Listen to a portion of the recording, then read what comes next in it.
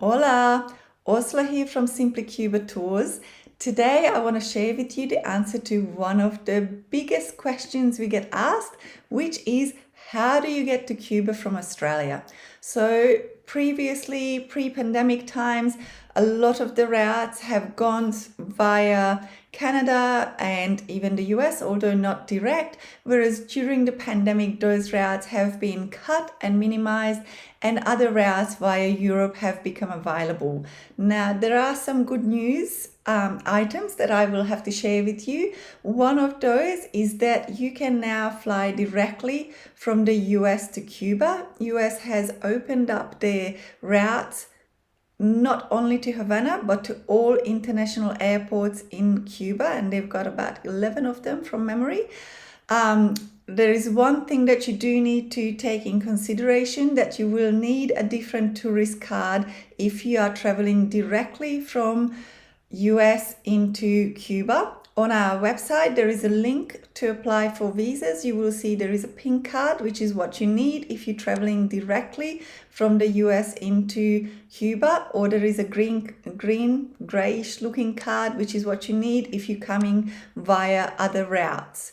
The other good news is that Copa Airlines and Air Mexico will be reopening routes via Mexico City and Panama over from October onwards. So that opens up a few other options for people. But let's look at what is available currently.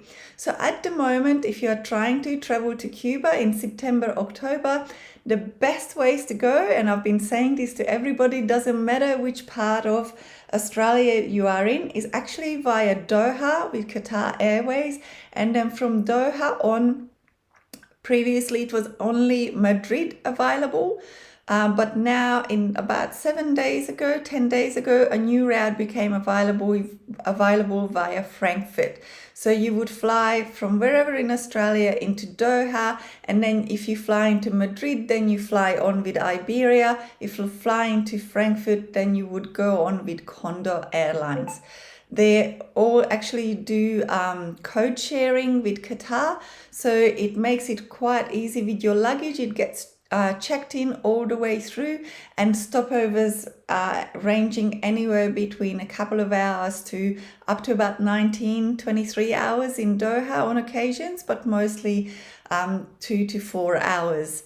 Now, if you do get a stopover in Doha, which is about 19-23 hours, you can actually transit into Doha. It's quite beautiful. I do encourage you to take a look, but do make sure that you check up on their requirements with regard to vaccination and entry requirements into Doha. The other routes that are available is actually via Singapore, and then from Singapore into Paris, and then Paris directly into Havana. Again, the wait times in between those are about 4 to 6 hours. So in terms for Australian travelers, if you ask me, that's actually not too bad. Personally, I just like to get there as quick as possible and then enjoy my holiday at the end destination. The other routes that are opening up, mainly from the East Coast, from Sydney, which is quite good, is to go through Houston and then directly into Havana. I mean, how good is that? You only have to stop once. But as I said, just make sure that you are holding the correct tourist card to do that. The other question that you may get asked, which really as an Australian traveler is not applicable to you, is how you are traveling to Cuba. For Americans, they have to travel under a license, a travel license, in which case the answer is that you are traveling in support of the Cuban people if you are traveling on a sustainable tour, and that is the only accepted way to travel, that the only license currently that you could travel under. But you need to be able to show that you are in fact utilizing the services of local service providers, potentially staying in local casas, or that you are completing a sustainable tour.